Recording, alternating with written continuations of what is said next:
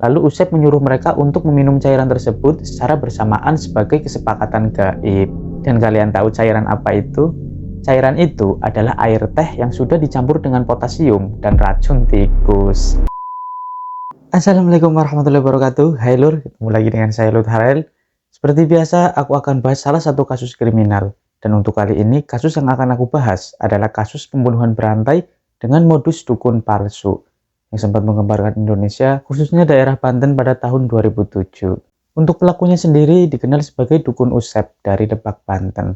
Dia terbukti bersalah karena sudah menghabisi 8 nyawa orang pasiennya sendiri demi merampas harta benda mereka. Hingga akhirnya dia pun divonis mati dan dieksekusi. Bagaimana kisah lengkapnya? Langsung saja kita bahas kasus ini dalam segmen Desus Delik Kasus.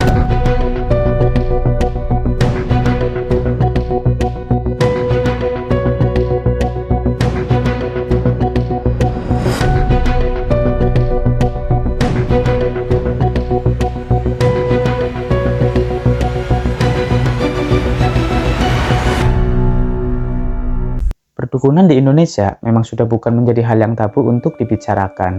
Dari dulu sampai sekarang, masih saja banyak orang yang mengaku linui atau punya keilmuan tentang hal-hal yang gaib. Dan tak sedikit juga orang yang masih mempercayainya. Dukun seolah-olah menjadi solusi terakhir ketika seseorang menemui kesulitan dalam hidup. Sehingga tanpa sadar, sebenarnya hal itulah yang menjadi celah masuknya kesirikan di dalam hati. Dan yang mirisnya lagi, banyak juga praktek perdukunan yang dikemas dengan agama. Mengaku bisa inilah, bisa itulah, seolah-olah diberi keilmuan langsung dari Tuhan. Padahal hatinya tak kenal Tuhan. Penampilan mereka juga berubah, yang mana dulunya dukun identik dengan yang hitam-hitam, sekarang berubah menyerupai orang yang alim, lengkap dengan peci dan sorban. Yang mana semua itu hanya untuk kepentingan promosi saja, agar orang menjadi yakin kepadanya. Padahal ujung-ujungnya tujuan mereka ya duniawi saja, yaitu untuk memperkaya diri. Oke, dalam kasus ini kita akan bahas seorang pembunuh berantai yang berkedok dukun. Dia bernama Dukun Usep atau nama aslinya adalah Tubagus Yusuf Maulana asal Lebak, Banten. Pria berusia 40 tahun ini mengaku sebagai dukun dengan spesialis penggandaan uang yang sering dia sebut sebagai bank gaib. Jadi dia mengaku punya akses dengan bank gaib dan bisa mengambil uang di sana. Cuman untuk syaratnya harus ada modal dulu, yaitu berupa uang asli atau uang dari alam nyata. Misalnya gini, kalau dia mau ambil uang di bank gaib sebesar 200 juta, maka harus ada uang 20 juta di dunia nyata dulu. Makanya para pasien dia harus punya duit untuk modal ritualnya. Tentunya semua itu hanya akal-akalannya dia saja, alias modus penipuan. Dan dari sini sebenarnya kalau pikiran orang yang normal, pastilah akan merasa curiga kan. Secara kebanyakan orang lari ke dia, kan tentunya karena masalah kesulitan hidup. Yang mana ya pastilah intinya ya lagi butuh duit. Tapi kok mau dibodohi dengan cara harus ngeluarin duit dulu? Apalagi dengan nominal yang bisa dibilang gede. Sedangkan Usep sendiri juga kehidupannya masih susah. Tapi disitulah kelicikan Usep. Dia meyakinkan para calon korbannya dengan mulut manisnya. Dia juga memanfaatkan rasa kebingungan hidup para korbannya, sehingga mereka pun percaya dan mau menurutinya. Seolah-olah dia itu sebagai solusi terakhir segala masalah hidup yang dialami para korbannya. Dalam menggait para korbannya, Usep juga dibantu seorang temannya yang bernama Oyon. Oyon sendiri adalah seorang tukang ojek yang kerap mangkal di pasar Saketi. Dia banyak kenalannya secara sebagai tukang ojek. Setiap harinya dia banyak berinteraksi dengan orang-orang. Jadi si Oyon ini istilahnya dijadikan marketing oleh Usep. Mereka pun bersekongkol untuk menipu dengan kedok dukun penggandaan uang. Di mana Oyon bertugas mencari calon korbannya dengan modal cerita kalau ada dukun yang bisa menggandakan uang, sedangkan Usep sebagai dukun palsunya. Jadi kayak sudah dibagi tugas gitu lur. Dah kan, setelah beberapa bulan Oyon mencari calon korban dari berbagai daerah, mulai dari Jakarta, Bogor, Tangerang, hingga Bekasi, akhirnya ada juga orang yang tergoda. Mereka pun mendapatkan mangsa pertamanya pada 22 Juni 2007. Oyon pun segera mempertemukan calon korbannya ini dengan Usep. Korban pertama mereka ada 5 orang, yaitu Oyon, Salikun, Imik Samzani, Yudi, dan Umron. Mereka pun bertemu di situ, lalu mulailah Usep menggunakan kata-kata manisnya untuk meyakinkan mereka. Dan mereka pun memang benar-benar tertipu dengan omong kosong Usep yang mengaku bisa menggandakan uang. Hingga akhirnya mereka pun sepakat untuk melakukan ritualnya. Sesuai rencana Usep dan Oyon, para korban ini sebelumnya dimintai syarat dulu yaitu uang tunai. Dan uang tersebutlah yang sebenarnya Usep dan Oyon incar. Tapi karena kelima orang ini memang sudah gelap mata, maka mereka pun menyanggupi saja syarat tersebut tanpa adanya rasa curiga.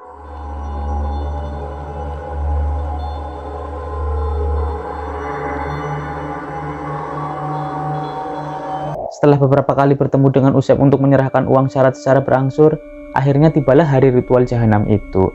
Dan untuk syarat terakhirnya, mereka diharuskan membawa uang masing-masing 20 juta rupiah. Kemudian mereka berlima diajak oleh Usep dan Oyon masuk ke dalam hutan Cipajar, Desa Cikario, Kecamatan Cileles, Kabupaten Lebak, Banten.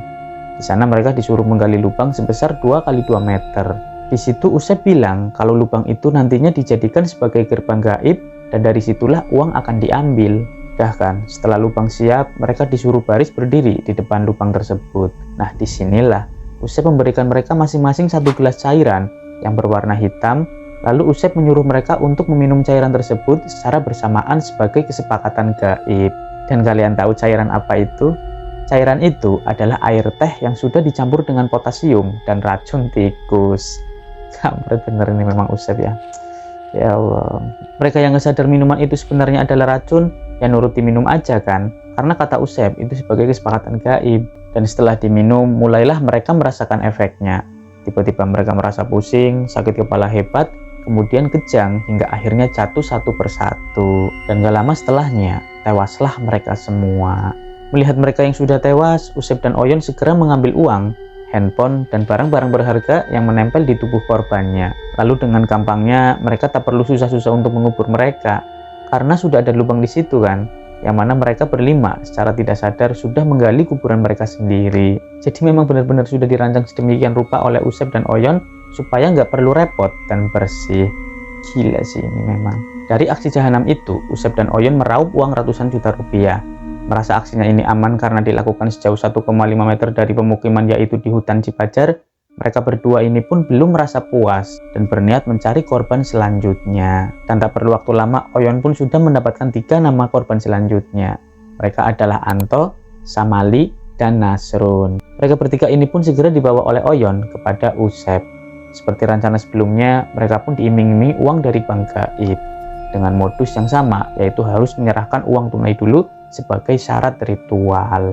Setelah mereka bertiga ini menyanggupi dengan syarat-syaratnya, hari ritual pun ditentukan, yaitu pada 19 Juli 2007 atau sekitar 1 bulan dari aksi sebelumnya. Tapi untuk tempatnya kali ini berbeda, yaitu di hutan Cibuyur, Desa Cikario, Cileles, Lebak, Banten, yang sebenarnya nggak terlalu jauh dari tempat saat aksi pertama mereka.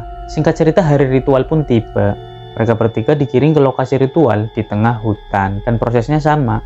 Mereka disuruh menggali lubang 2 kali 2 meter, kemudian disuruh baris berdiri di samping lubang tersebut. Lalu Usep memberikan segelas cairan hitam kepada masing-masing korban, yang mana sebenarnya cairan itu adalah air teh yang sudah dicampur potas dan racun tikus. Kemudian Usep menyuruh mereka untuk meminum cairan itu secara bersamaan. Tak lama mereka pun tumbang satu persatu dengan kondisi tubuh yang kejang serta mengeluarkan busa dari mulutnya. Hingga akhirnya mereka bertiga pun tewas saat itu juga. Jasad-jasad mereka pun dikubur di lubang yang sudah mereka gali sendiri. Dan dari aksi keduanya ini, Oyon dan Usep menggondol uang sebesar 36 juta rupiah, dompet dan juga ponsel.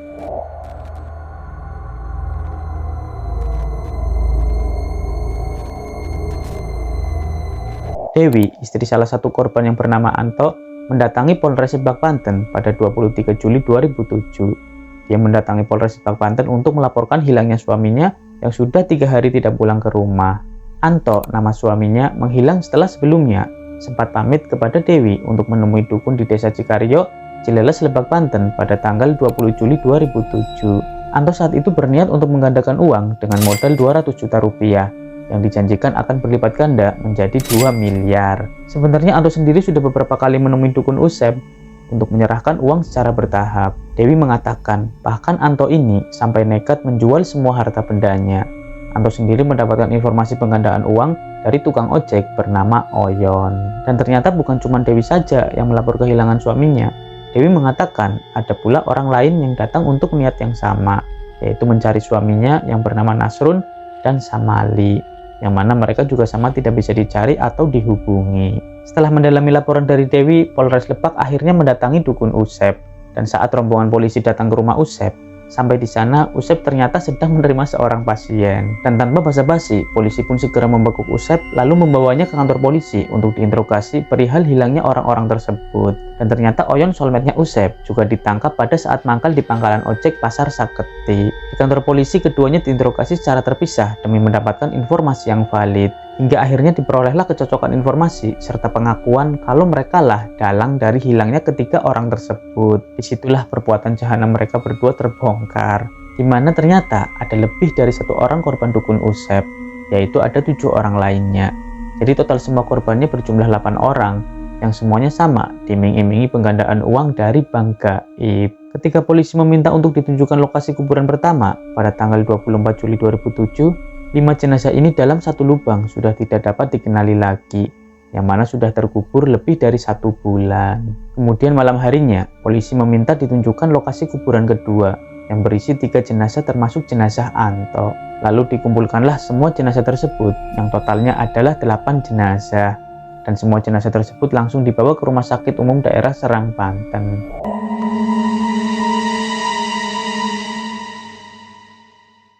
Karena aksi Usep dan Oyon ini sudah direncanakan dengan matang, mereka berdua terancam dengan vonis hukuman mati. Dan ternyata memang benar, pada tanggal 10 Maret 2008, hakim menjatuhkan vonis mati kepada mereka berdua. Tapi di sini Usep menerima dengan pasrah.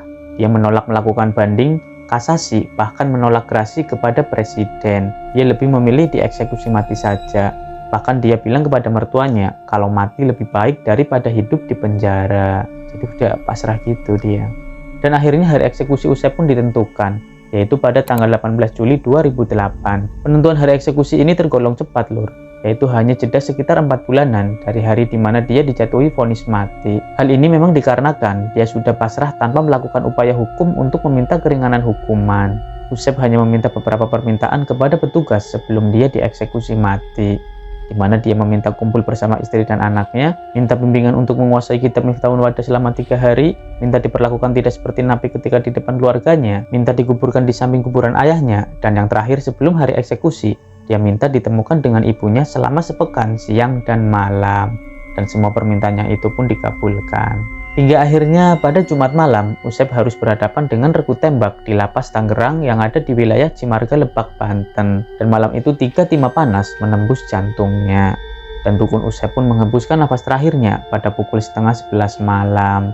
Jenazahnya pun langsung dibawa ke kampung halamannya untuk dikuburkan di samping kuburan ayahnya. Sedangkan Oyon, dia masih berusaha mengajukan banding, bahkan mengajukan gerasi kepada presiden di tahun 2015. Namun semua upayanya ini ditolak, yang artinya selama 8 tahun saat ditangkap dia masih belum dieksekusi. Hingga sampai saat ini masih belum diketahui nasib vonis mati dari Oyon. Oke, demikianlah kisah Usep si dukun palsu. Semoga bisa bermanfaat untuk kita lebih berhati-hati. Kuatkan iman, jangan sampai kita tergoda dengan iming-iming manis para pelaku kejahatan. Semua masalah hidup ada solusinya, tinggal kita sabar mau melewatinya atau tidak. Ketemu lagi di video selanjutnya. Saya akhiri. Wassalamualaikum warahmatullahi wabarakatuh.